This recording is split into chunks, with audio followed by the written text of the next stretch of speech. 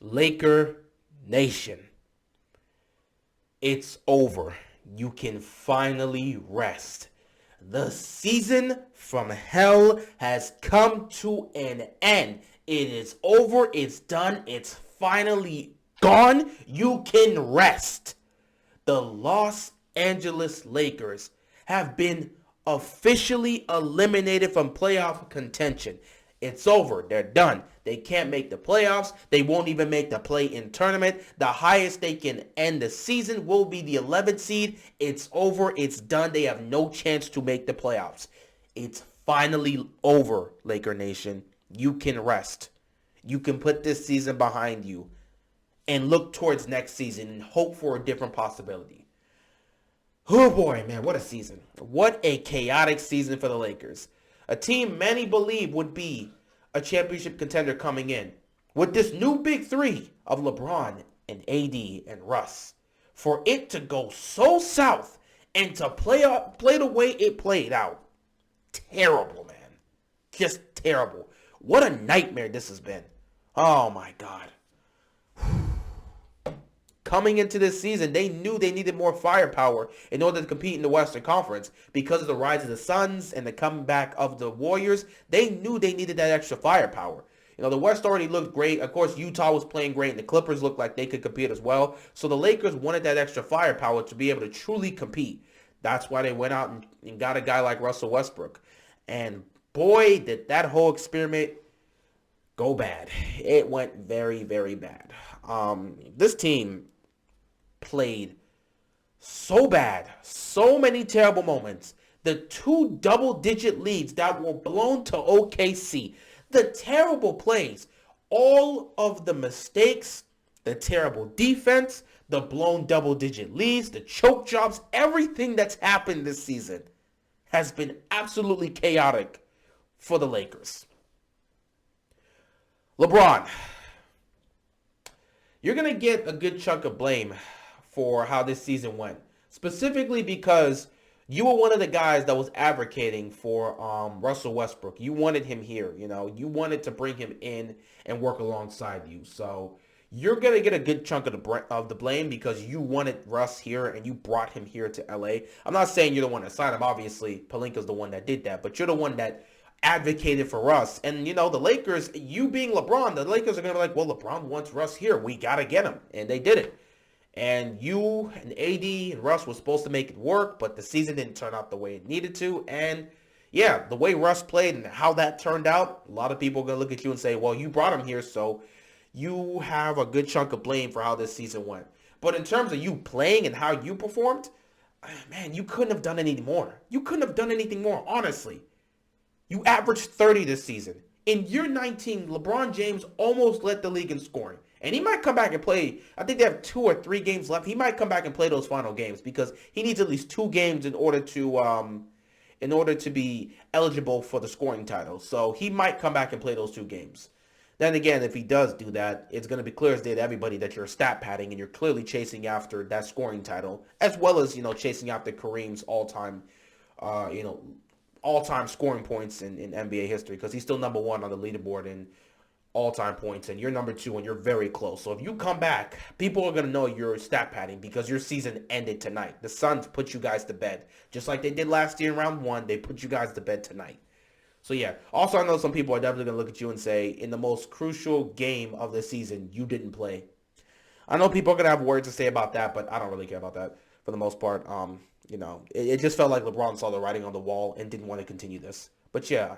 Other than that, LeBron, you were putting up 30 points a night.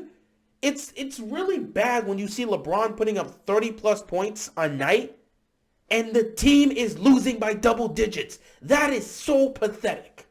But yeah, I don't know what else LeBron could have done. It is what it is. Anthony Davis. Bro, I don't know what to say about you, man. I really don't know what to say about you. You have the talent and the skill set to be a top 5 player in this league. You were supposed to be the main guy for the Lakers. LeBron was supposed to pass the keys to you, and you were supposed to lead this franchise. You were supposed to be the best player on the court, and you were supposed to be taking the majority of the baggage and the load and carry this team. LeBron was ready to take a step back and let you do that. Unfortunately, you couldn't live up to that. It was one of two things. It was either you're injured, which you've always been in your career, and it did not go away this season because you were consistently injured. You missed so many damn games this year. So it's either you were injured or you were healthy, but when you were on the court, you weren't playing the way people expected you to. And that's why a lot of people are speculating that you winning that championship in the bubble may have changed your outlook. It felt like you were content with what you had, and you didn't have that same drive and motivation that we saw you display when you first got to the Lakers. The level of drive and motivation you showed in the bubble, you did not show that this season. And that's disappointing. When you were healthy, you didn't show it. When you weren't healthy, there was nothing you could do. You were injured. You were just out. So Anthony Davis was either unmotivated on the court or he was injured this year. Nothing else you could do. AD being injured was the biggest impact to their season, and everybody knew it. But that's really all I got to say about AD. It's disappointing. You're supposed to be a top 5 player. You did not play like that this season. You did not.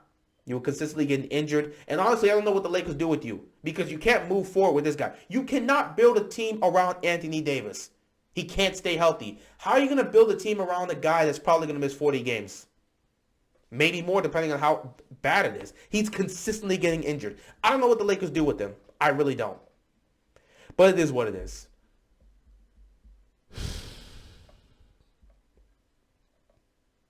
Russell Westbrook. I don't even know what to say here. Let me tell you right now, I'm not going to bash Russ. I'm not. This has been the worst season of his life. And I'm not even just talking about stat-wise, because when you look at his stats, considering the fact that he was supposed to be the third option, statistically, he looked like he played like the third option. But when I'm talking about this has been the worst year of his career and the worst year of his life, I mean in terms of like impact towards him personally and even his family to some case, because he was the point guard for the Los Angeles Lakers. Do you understand what that holds? When you step into LA and you play for the Lakers and you wear that jersey, there's an expectation there. Championships are expected. So you were supposed to be that championship point guard for them. And boy, did it not work out. You struggled early on and it consistently happened. Now, towards the end of the season here, it started to play well. We're not going to get into that. I'm going to give you props for that, but we're not going to get into that. But for much of the season, man, you just were not playing well. Or you weren't playing consistently well. There were so many people that were frustrated with you. I could not believe what was happening this season. I was looking at you at times and thinking, you didn't play great, but you didn't play bad. But what happened to Russ this season was just absolutely damaging. I've never seen a player's reputation get ripped to shreds in one season the way I saw it happen with Russell Westbrook. His reputation got so damaged, I don't even know how people are going to look at Russell Westbrook. I said this years ago. After they lost to Portland in round 1, I said Russell Westbrook's career is not going to be about winning. It'll be about stats. It's not going to be about winning. He's still a Hall of Fame talent. He's still going to be a first ballot Hall of Fame, and we know what Russell Westbrook brings to the table, but his career is not going to be defined by winning. It's going to be defined by his stats, specifically the triple doubles. We all know that. So, yeah, coming to the Lakers, we knew what his legacy was going to be, and a lot of us were very skeptical in terms of how he and LeBron were going to play. That's not a good fit. That's not a natural fit, in fact. And many of us said that's probably not going to work out. But of course, it's like they're superstars. They'll figure it out. Boy, did they not figure that out. LeBron and Russ just don't play well together. Russ plays his best when he's not alongside LeBron. It is clear as day. When LeBron's on the court, Russ just is not able to be Russ, and it just shows. But what was worse was this season, man. He was doing things he hadn't been doing in previous years. Like, I'd be going back sometimes and watching some of his older games, and the shots and layups he was taking, he was making back in 2017, he was missing this year. Like, bro, he was missing jump shots he was making like that. He was missing point-blank layups. It was bad. It was bad. But what was worse was how he was treated this year, man. The fans, the Laker fans, other players around the NBA, The media, my God, did they carve this man's reputation up. The Laker fans did not embrace Russ early on. They understood he was an LA kid, but they did not embrace him because they were skeptical. And as he continued to play worse and get worse and cost them and play inconsistent and all the headaches he brought, the fan base turned on him very quickly. And they were so aggressive towards Russ. That's what caused all the Russ fans to have to step up and defend this guy, because so many Lakers fans were so tired of him, they wanted him traded. They wanted this man gone so bad. They did, oh my God. That trade deadline that came up, they were praying for Russ to go. So when he didn't leave, they just knew it wasn't going to get any better. So the fans were fed up with Russ to the point where they were screaming for him to not shoot the basketball whenever he touched it.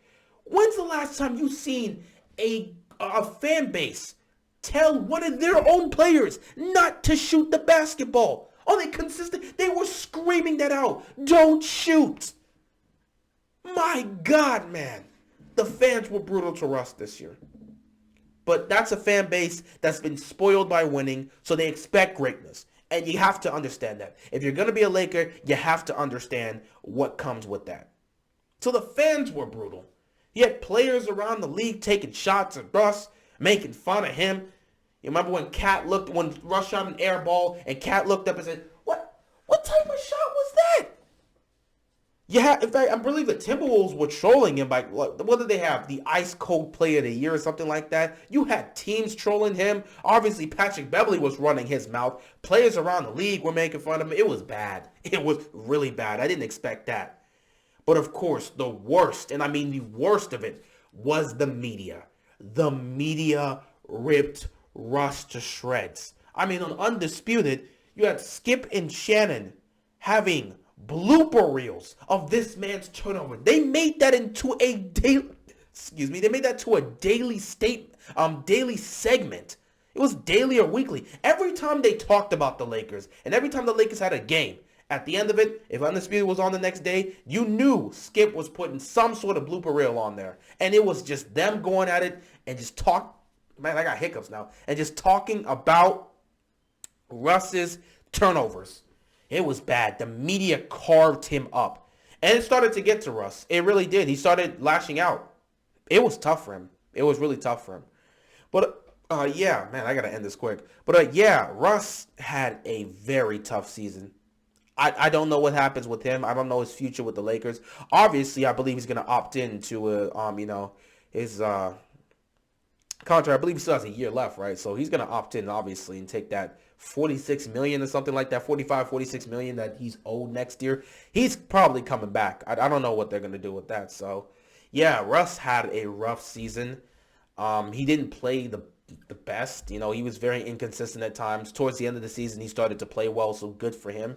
You know, Russ fans, they did their best to defend him, but, man, Laker Nation's done with him.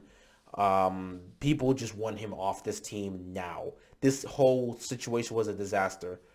Rob Pelinka, you put this team together. Yeah, I know LeBron advocated for Russ, but we're hearing stories from Magic that you guys had the chance to get DeMar DeRozan, and you guys chose to nix that because LeBron and AD were favoring Russ. You shouldn't have done that. Now, of course, I don't believe DeRozan would have been that much of a game changer. The DeRozan we're seeing with Chicago, I don't believe you would have got that with the Lakers, because DeRozan with Chicago, he is the guy for them, or he's the consistent guy for them for the most part. Him and Levine, that was that 1-2 punch. If he was to come to LA, he would have been the third option. I don't think he would have been a better fit a better fit for LeBron and AD, but he wouldn't be the DeMar DeRozan we're seeing in Chicago. So that's two different things. I don't know how much of a difference that would have made, considering the fact that LeBron and AD were dealing with injuries, but he would have been a better option. Would he have been able to carry this team like they expected Russ to do when LeBron and AD were missing? That's an interesting question. I don't know. But yeah, them missing out and going for Westbrook over DeRozan definitely hurt. Them also not getting Buddy Hield, though I don't know how Buddy Hield would have performed here. It's just a lot of misses there, but what hurt them the most is they lost a lot of their guys that were a huge part of their defense. And because of that, this team was trash. They played no defense. None. The times they tried to play defense, they would do it for like 2 minutes. It would have to be late in the game. They're trying to hold on. But this team couldn't play defense worth a damn. It was an embarrassment. So yeah, if I was to look at the whole picture, I would look at, LeBron and AD's injuries playing a huge role into why they're out of the playoffs. I would deal with LeBron and Russ not being able to fit. Well, LeBron, AD, and Russ not being able to properly fit, specifically LeBron and Russ, because at times AD and Russ kind of coexist, but not that well. But when LeBron and Russ were on the court together, they just didn't work out. So that situation not working out. Russ being inconsistent early on in the season and carrying that with him through the All-Star break just towards the end of the season. Now he starts showing up, or now he starts being more consistent. But for much of this season, he was inconsistent. He would have good games here and there, but he was inconsistent, and that was an issue. So that's another thing to put together. The fact that this team played virtually no defense and couldn't stop a freaking nosebleed, yeah, that definitely plays a huge role as to why they were losing. When you can't stop somebody from scoring, how do you expect to win basketball games? You can't stop those young guys from getting past you. You can't stop these guys from hitting threes. You can't defend a shot. They continue to rain threes on you. Teams all over the league, Eastern, Western, who cares? Whoever was playing you was getting career highs. Guys that never scored like this. You have a guy that's like averaging 8 points. He would have a career high 25 points against the Lakers because y'all played no defense. If I was to point to one thing, forget about everything else. If I was to point to one thing that really hurt this team, is the fact that they played virtually no defense. Obviously, injuries played a role, but they played virtually no defense as a unit. And that cost them way too many games because they had a lot of double-digit leads this season, and they blew them because they could not play defense. So injuries, not being able to properly meld, be able to properly coexist with each other. LeBron and AD trying to work alongside Russ, and Russ not being able to properly fit with those two. That played a role. The lack of defense for the most part, and just the team not being good enough to compete. They lost a lot of role players, and the guys they had just didn't work out. Melo didn't really work out the way they wanted him to, but it is what it is. But yeah, there's so many things to talk about this Lakers squad, and I might make a video recapping this whole season. But yeah, just this team's officially out, so we could just call it here. What an embarrassing season this was for the Lakers. What a soul-crushing season this was for the Lakers. Time to figure something out. I don't know what they're going to do moving forward, but it's time to figure something out. With that being said, that is all I've got, and I'm out of here, man. Peace.